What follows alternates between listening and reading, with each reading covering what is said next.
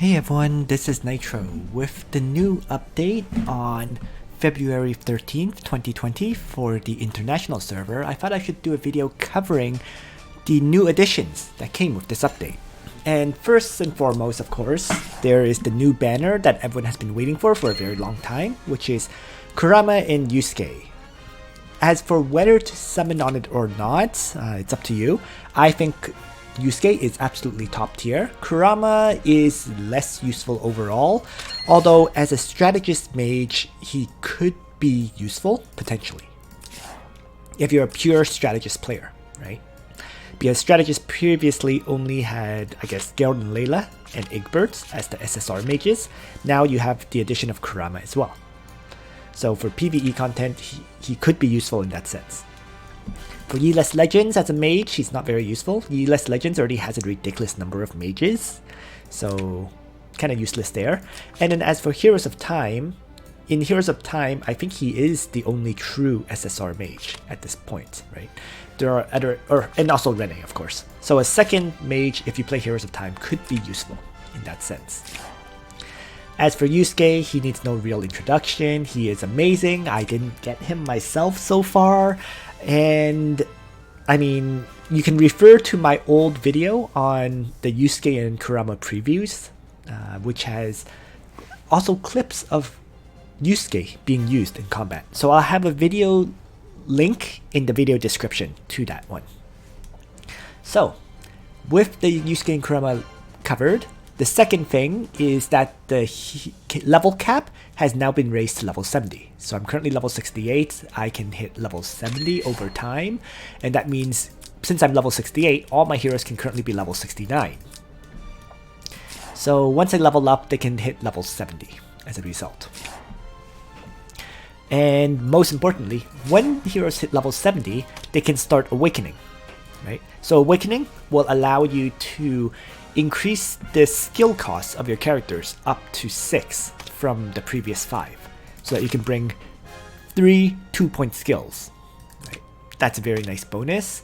And in addition to that, if your character has the awakening skill available for phase 2, they can also obtain the new 3-point cost skills. So, two nice changes. Of course, the 3-point skills come with an exclusive animation like this. Currently, there are only 4 characters who have gotten the exclusive skills, and they are Luna, Matthew, who has Sword of Destruction, right?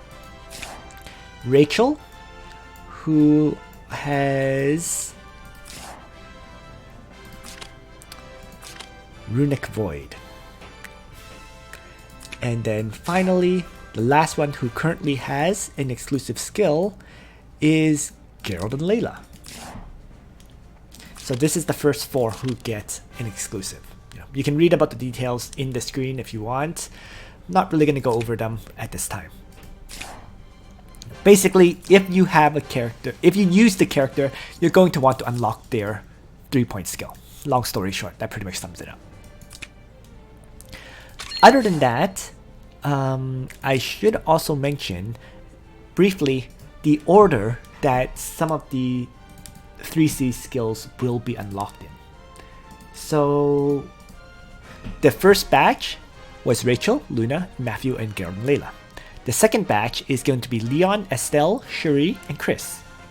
The third batch will include Wyler, Sumere, Sonya, and Juggler.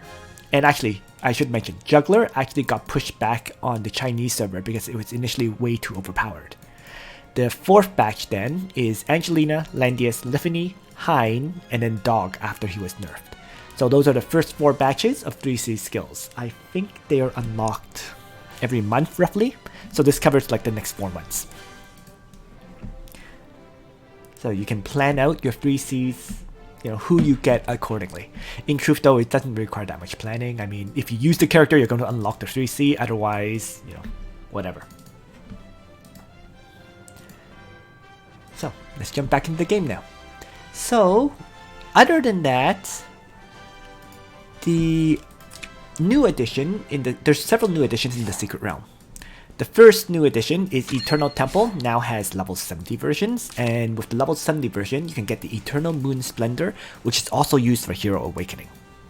So you're going to have to definitely clear these level 70 maps as soon as they're unlocked, which means a new battle every single day. Other than that, the other change in the Secret Realm is in the Secret Realm store. In the patch notes, they said that there is going to be 3 items, Angelina, Egbert, and Jessica. Looking here though, there's actually only 2, which are Angelina's exclusive helmet and Egbert's exclusive armor. So what did they do?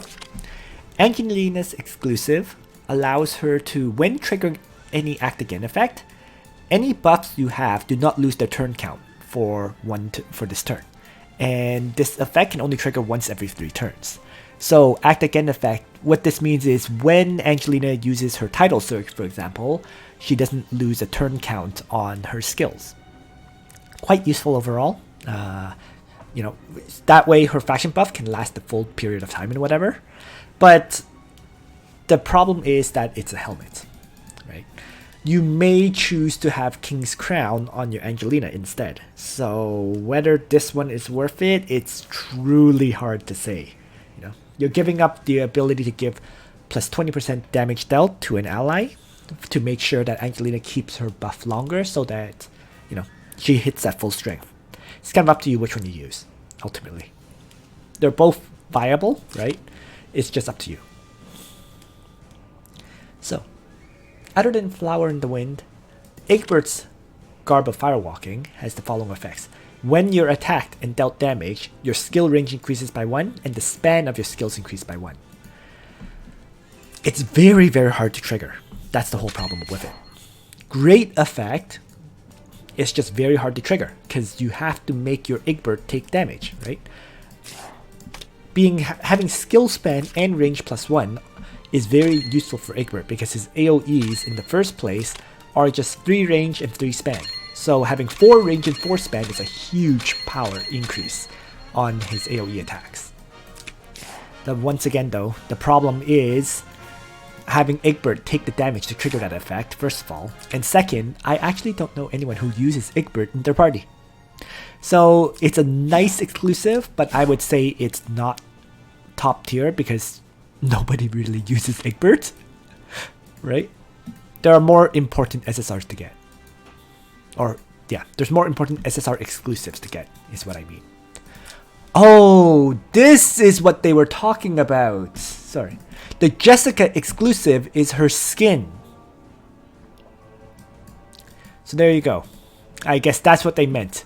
Instead of an exclusive, they meant a skin for Jessica. Of course, with that said, there is currently no event running for outfit points. So we'll see how that works out. Very likely we're going to get the Yu Yu Hakusho event soon. So that's probably when you'll get the outfit points to get Jessica's skin. So I mean, it's a nice looking skin. So I'm definitely going to get it as soon as I can. And yeah. At the very least, I use Jessica a lot, right? For her teleporting. Pretty much every day I use her. So it's nice to see that she gets an exclusive skin, you know, as opposed to her regular costume. So there we go. And then the final change really is, of course, Yusuke and Kurama now have Gates of Fate to clear. You know, you can do those 5 battles. And I'm going to definitely clear Kurama's Gate of Fate simply because I am desperate for more Trinity vouchers and crystals to hopefully try to draw for a Yusuke. Yeah. So, that's pretty much the changes with this current patch.